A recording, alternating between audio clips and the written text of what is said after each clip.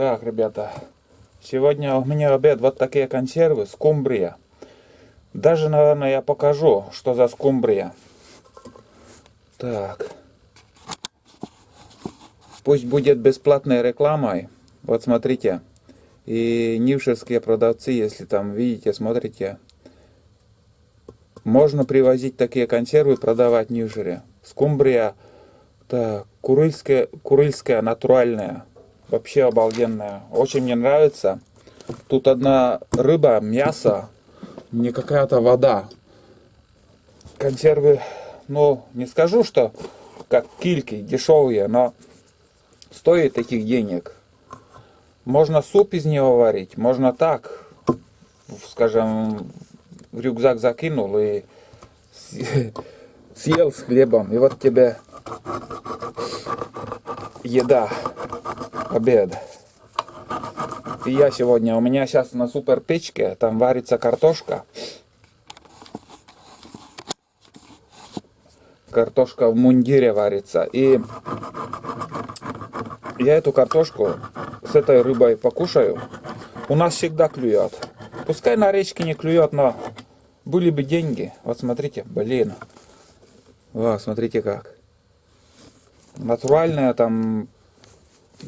Раз попробуете, второй раз побежите в магазин. Вот такая скумбрия. Это не ташкентский плов, ребята. А вот это настоящее. Это еда. И каша. Там, что я в моих походах видите. Так, ну что. Я, наверное, сюда пересыплю. Так. Вот сколько это. И вкус такой. Очень вкусный. Вот это да. Вкуснота. Лук. Сегодня будет еда полезная для организма. Тут тоже химии, наверное, думаю, нету. И, как я смотрю, рыба не тухлая, как в этом свежемороженое ты купишь в магазине, тухлятину. В прошлый раз доски не было, я сейчас доску привез.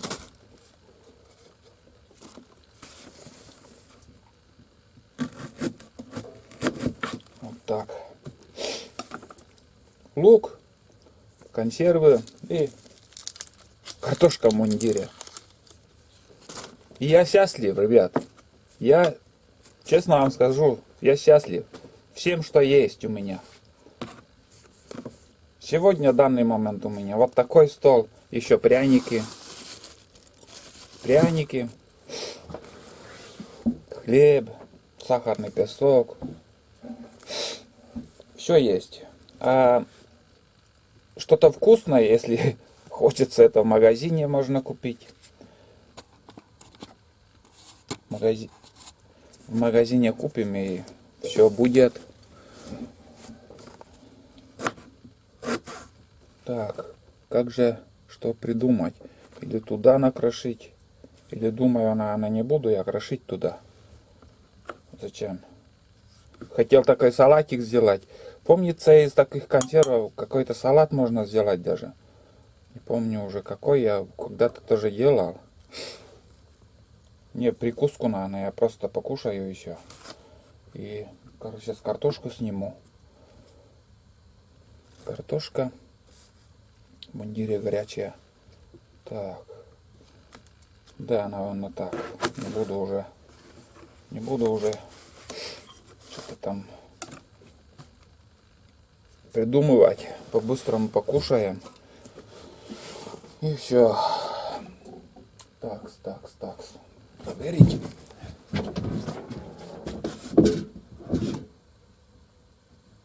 О, картошка поспела. Чудо-печка, ребята, чудо-печка. Я вам говорю. Настоящая печка получилась. Сейчас я быстренько воду солью. Опа. О, картошка. Картошка Аврора. Или это идеал? Это, наверное, идеал. Но обычно я Аврору уже все, я полностью практически перешел на Аврору. О, все, четко. Смотрите как. Все элементарно просто и полезно. Вот такие дела. Вот так и живем. И не надо писать, что я конный охотник и ем паштет или же картошку в мундире. Это, в принципе, нормально. Это нормально.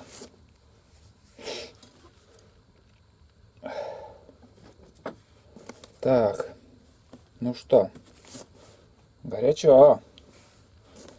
Вкусно на горячо. И вот хочется, и уже хочется, и придется пока потерпеть.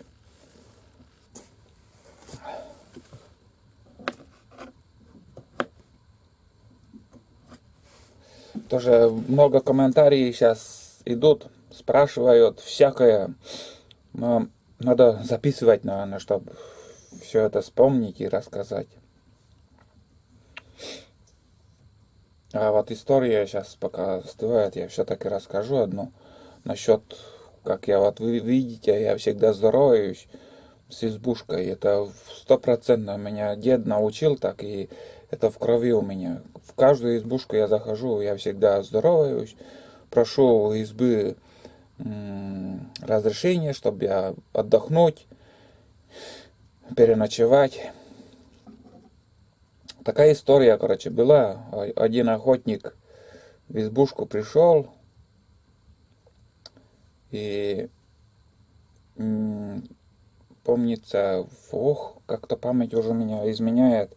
Дед давненько это рассказывал. Охотник пришел, короче, он зайца поймал на капкан, а в капкане он заяц, как сказать, в капкане заяц замерз. Ну вот, кто охотник понимает, это в капкан попадая, что куница, что заяц. И капкан замерз. И, короче, он принес капканом.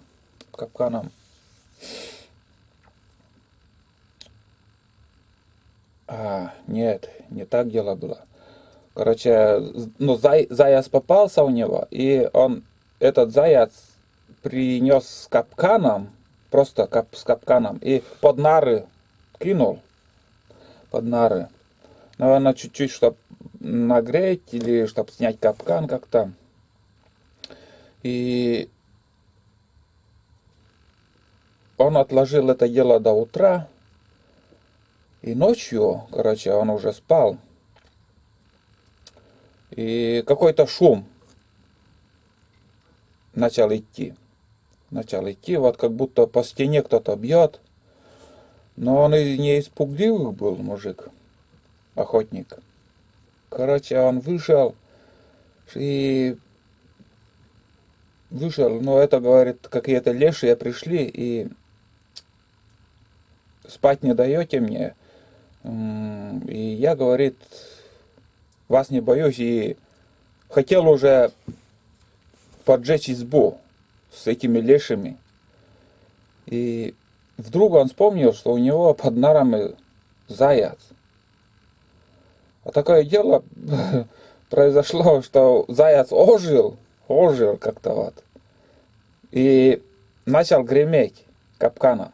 А он, охотник, подумал, что это какие-то лешие пришли. И избушка с лешими, в общем. И хотел поджечь эту избушку. Вот такая история была. Не знаю, это вот настоящая быль или же как-то придумали сами охотники. Но мне это дед очень давно рассказывал. Вот как-то я немножко вспоминаю и пытаюсь что-то вам рассказать. Ну, не знаю, как-то не так хорошо, красиво получилось. Ну да ладно.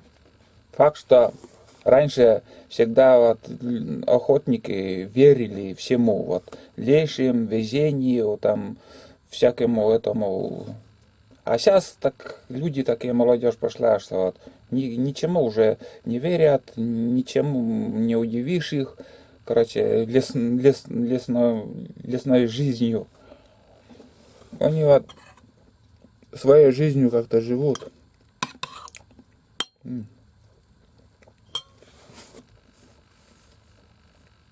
У меня память такая не очень, ну, мало что запоминаю.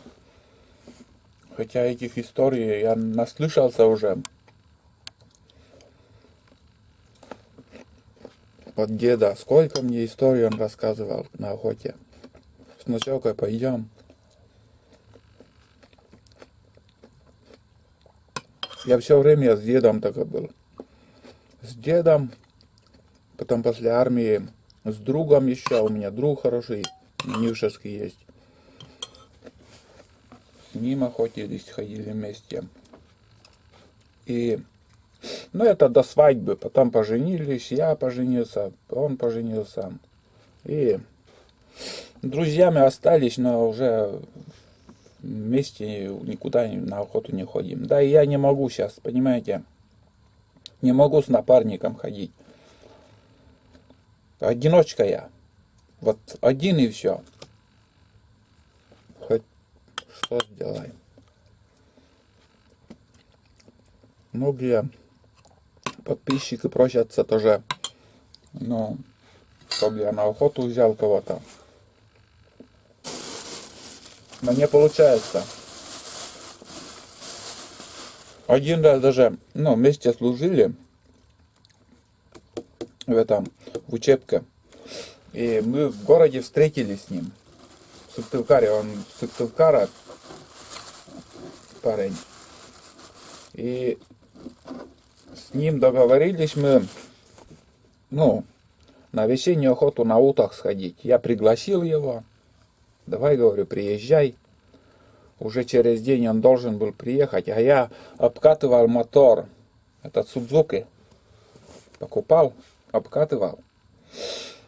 И такая беда у меня случилась, что вот 8 часов у меня моторка работала, и ну, вот обкатывал там 2 часа в один день, час в другой день. Ну, в основном набралось 8 часов. И у меня искра пропала. Искра пропала, и друг должен приехать на охоту. У меня настроения никакого нету. 50 с лишним тысяч я оплатил за этот мотор, а он, блядь, 8 часов проработал и сдох. Искра пропала. Япония. Ну вот, я позвонил ему. Так и так говорю. Охоты не будет. Нехорошо, конечно, отказывать, но после того никому ничего не обещаю. Кого-то, чтобы в лес с кем-то сходить. Нет. Один. Вон там мои напарники гуляют. Сейчас накормить тоже их надо. Вот. Айда хитрая. Прячется.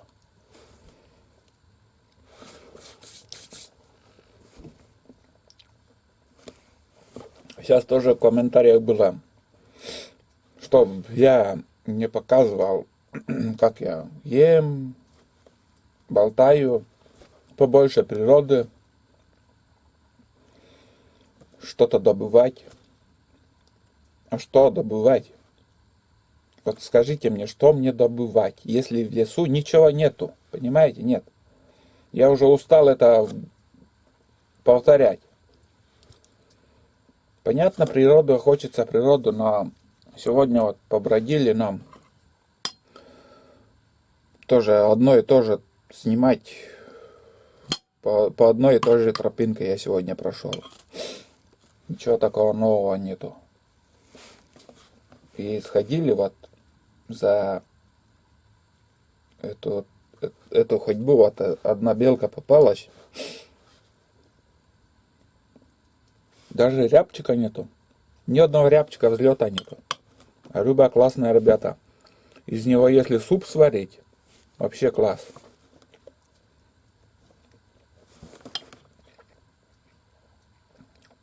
Действительно, рыба настоящая, свежести, натуральная.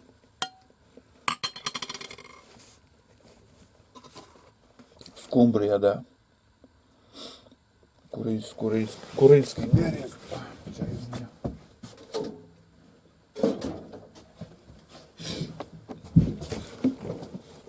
Про печку тоже пишут. буржуйка. Не водная. Вот я сейчас на день приехал. 15 минут ее в избушке. Тепло, жара. Я вот сижу сейчас раздетый и не так много я закинул дров. Тепло. Надо на верхнюю избушку тоже такую систему сделать. Это обязательно. Хоть с ночевкой ты туда идешь, но первые часы, когда ты придешь в избушку, спотевший, там вообще усталый, убитый, и ждешь, когда нагреется эта печка из кирпича. А греется она очень долго.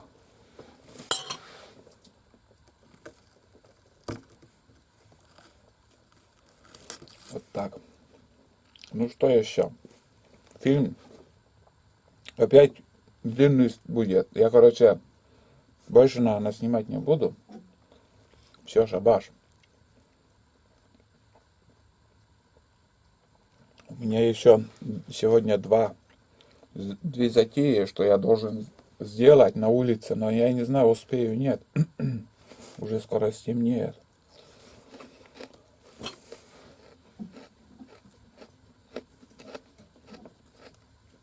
Быстро день уходит. Еще одна миссия на сегодня. Вот смотрите, 3 косача. Заготовки такие. И хочу на дерево их посадить. Ну, удивить некоторых охотников. Хоть какую-то радость. Такой дичью пусть порадуются. Вот такой этот косач. И сейчас еще пока не стемнело. Ходим и если успеем, закинем еще на дерево. Как я это все буду делать, все я буду показывать, ребят. Здесь народу меньше, тут у меня возле избы, а на дороге там куда-то надо такое дерево выбрать, чтобы люди замечали и видели, какие косачи сидят. В наше время косачи это редкостно. Ну, сейчас поглядим, что-то получится, нет. Блин, одиночной березы нету. И стена леса. Но, в принципе, если вон туда. Так. Вон на ту березу, если вроде нормально. Как-то со стороны, если можно заметить. Именно на тот берег. Чтобы увидел человек, пострелял. Это надо. Кого-то хоть постреляют. Но, блин, обзор не такой хороший. Ай. Так, надо перейти через речку и закинуть. Наверное, там пройду. Так.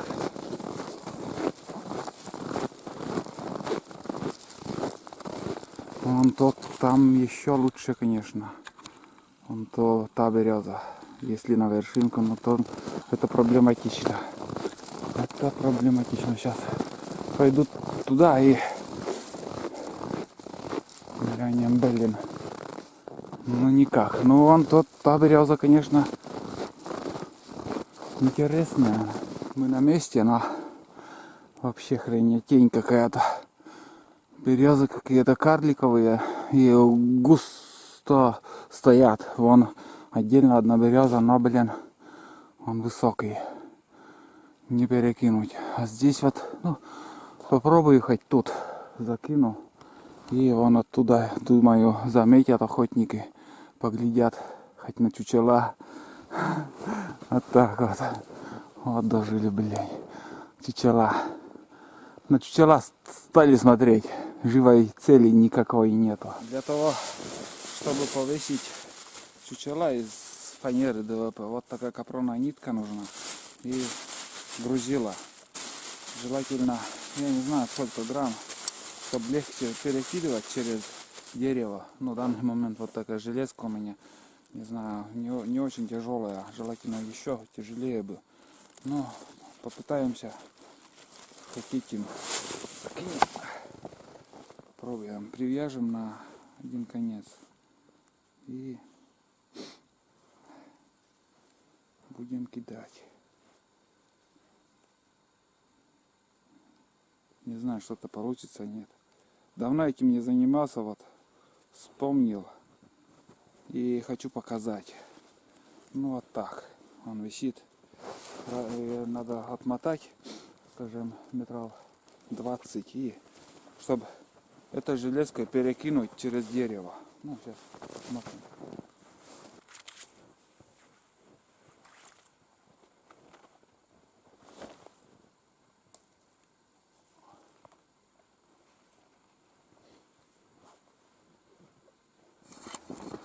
Как мы видели, закинули веревку с грузом, он перелетает через дерево за сучьями. И конец там он обвис. А второй конец я привязал уже чучела. И за тот грузик я буду приподнимать чучела. И, таким макаром, все дело идет. Я не знаю, получится нет. За все цепляется.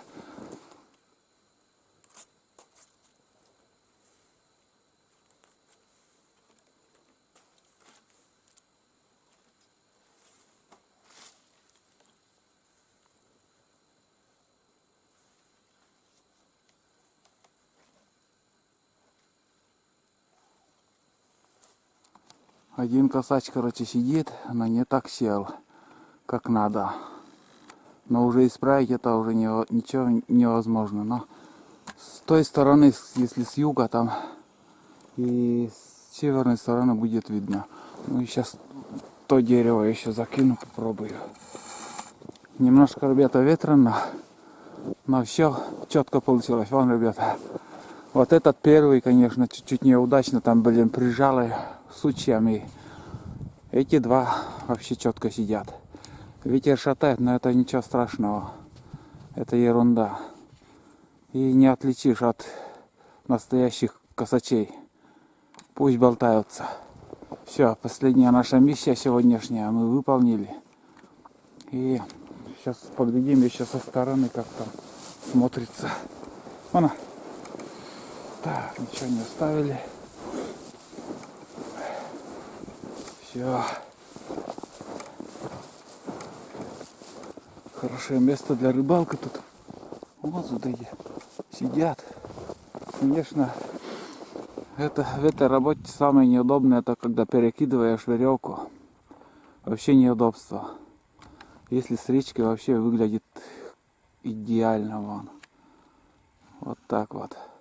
Ну, высота, наверное, метров 20, наверное, максимум я перекинул так через дерево и перетаскиваешь веревку и привязываешь. Один конец поднимается, другой спускается и привязываешь к дереву. Здесь отличное место для рыбалки. И к весне уже, думаю, ну сейчас хорошо ходить. Воды нету на льду и можно, конечно, и сейчас уже тоже посидеть. Но пока тишина у нас в селе. Никто. Вон.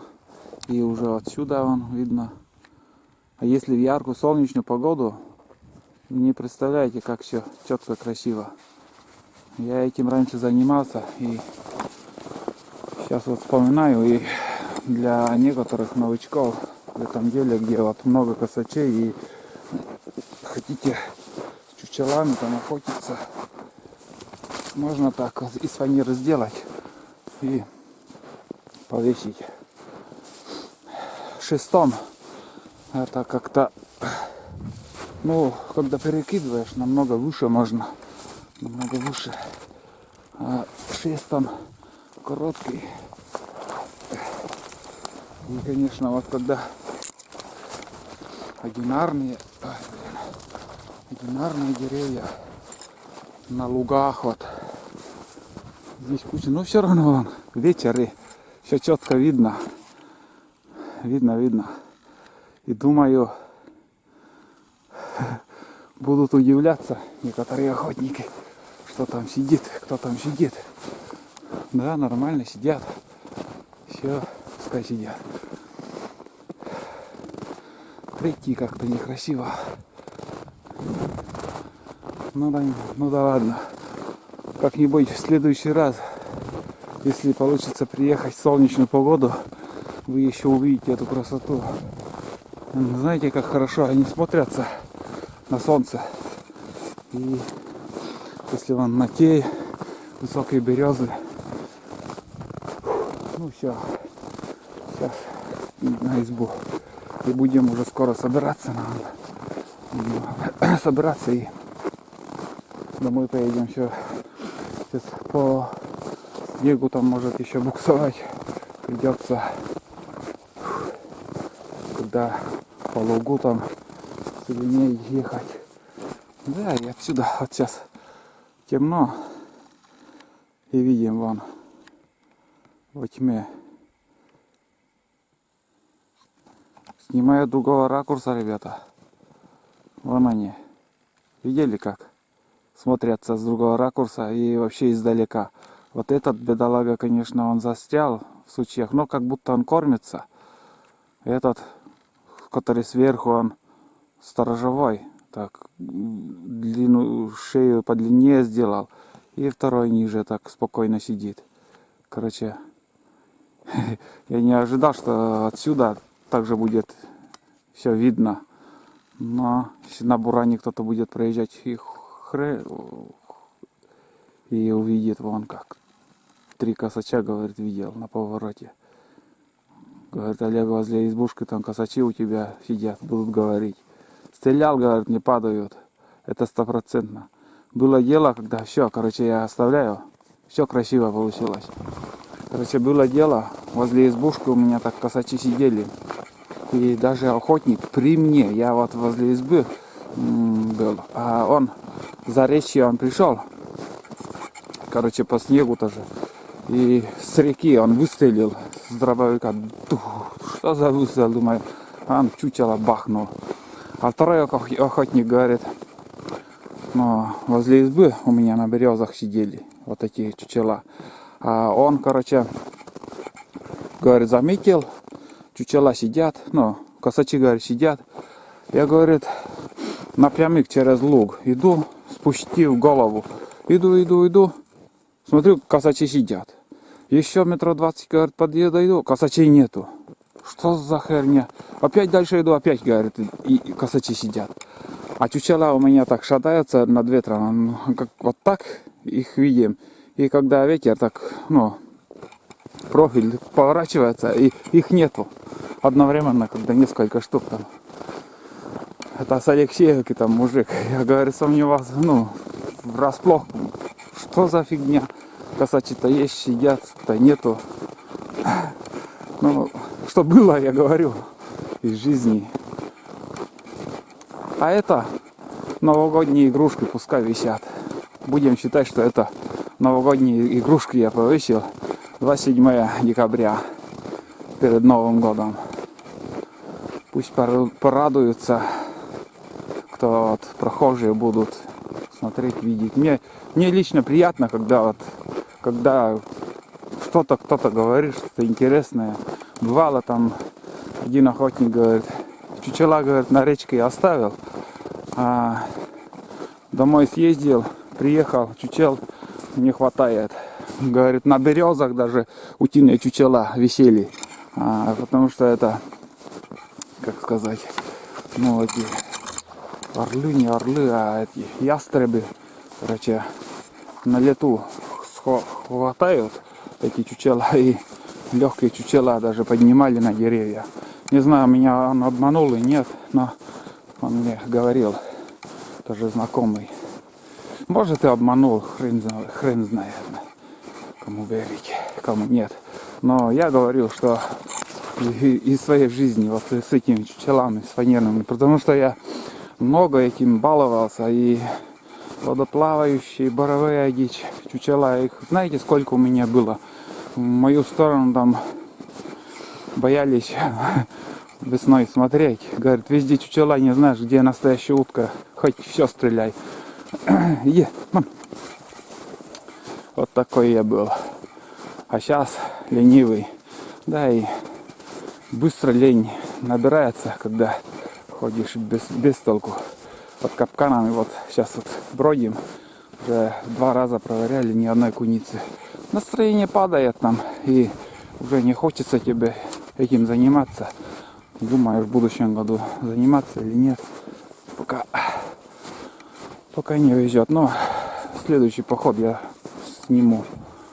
А вот с утра вот прошел здесь след, я сомневался, это лось, ребята. Это следы лося. Я думал, вон, видно, отсюда хорошо видно. И сейчас я туда еще сходил. Там по лугам он ходил, шатался, короче, много ходил. И здесь он вот где-то вот через луг, наверное, перешел, вот тут он прошел. И здесь вот. Может, туда пошел или вот сюда. Но, короче, это следы лося. Вот такие дела. Один вроде как бродит. А свежих следов никаких не было сегодня. Ни куницы, ни белки, ни... Ну вот, у лисы только вчерашние, позавчерашние были еще. А свежих ничего. Фу. Ладно, вон наша изба уже. Вот тут у меня раньше висели чучела, вот, на этих березах.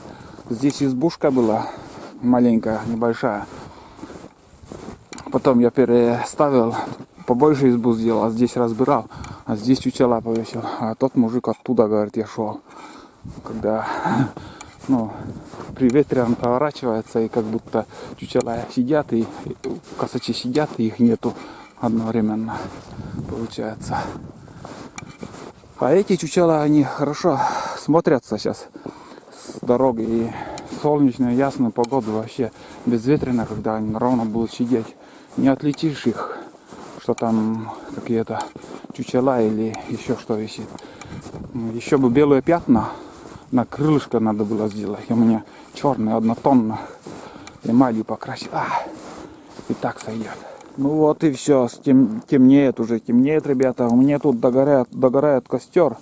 Немножко вас, как вы видели, слышали, поздравил с Новым годом. Всех с наступающим и с Новым годом. А мы уже сейчас... Я в избушке все уже убрал. В принципе, там ничего не осталось. Только уже взять рюкзак и перчатки. Перчатки тут у меня лежат. Из чайника уже вылил воду. Печка вон остыла. Все. И сегодня жестко я топил эту печку. Жестко топил, и все безопасно, ребята. Все нормально. Так что не надо беспокоиться, что противопожарно как-то. И сам понервничал. Но думаю, все нормально. И пока переделывать ничего не буду. Но от человека тоже зависит. Бывают и люди такие, приходят, там, технику безопасности не соблюдают, там. Но это не надо объяснять. Вот такой поход получился. Вот такой поход. Сейчас главное мне выехать с этой целины до основной дороги, а там уже доедем.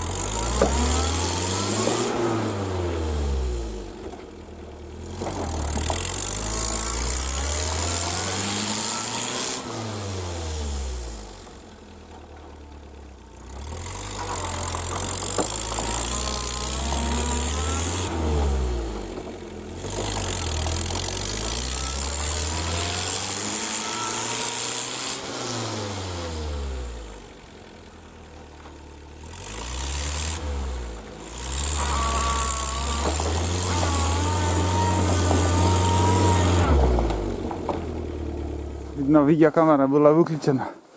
Блин, заехал в пень. Я сижу на пне. Неудачненько как-то я заехал. Кидая туда-сюда. И... Опа. Вон как. Сижу, короче. Блин, почти доехали. Заехали-то есть. Ладно, будем ковыряться тут. Мне пришлось доставать домкрат, короче, вот пенек. Вот. Не могу победить эту горку, кидая туда-сюда. Так. Не знаю, как заехать.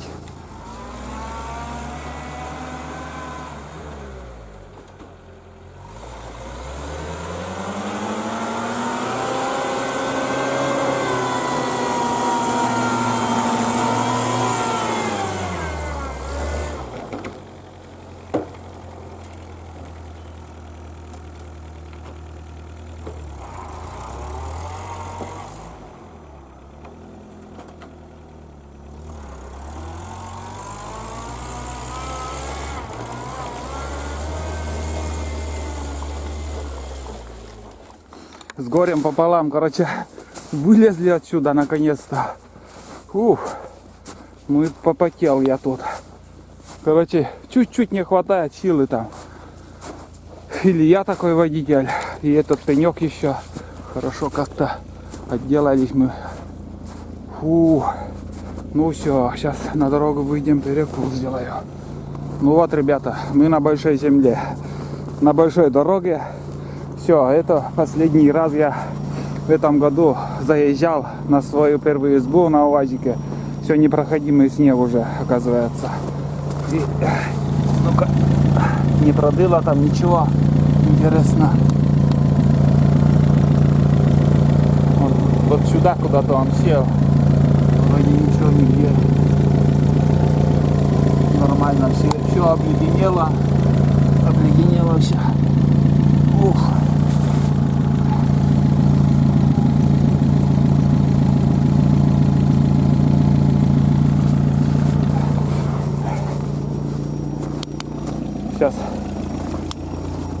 Сейчас остается только проверить все, закрыто ли. Так, все закрыто, что-то открыто. Одна лампочка горит, вторая не хочет. Что-то замыкает, бывает там, блин, стукнешь пару раз. О, умная лампочка. Пару раз стукнешь, и вот тоже на техосмотре может подвести такое дело. Я потерял этот. Здесь, как же он называется-то? Вот это да. Куда я потерял? Да, конечно, жалко. Придется сделать по-новому, самому как-то приварить. Так, у 55 палец, наверное, что влезет такая железка. Ну все. Сейчас я загружу собак и без остановки уже поедем. Так что, ребята, вот такой поход получился. Айда, давай, все. Давай. Один, а тут второй. Все, собаки сели. Вот такой поход получился. День рождения у Тулана, 12 месяцев ему. И, на мой взгляд, поход удался. Все четко получилось. Немножко пробуксовали тут. Но как без этого? УАЗик для того и есть УАЗик. Но не хочется тоже время терять там, когда ты хорошенько сядешь. Вот и все. Ну ладно, ребята, всем пока и до новых встреч на Пройдевкоме. С Новым годом, ребят, всех. А? Поедем? Поедем.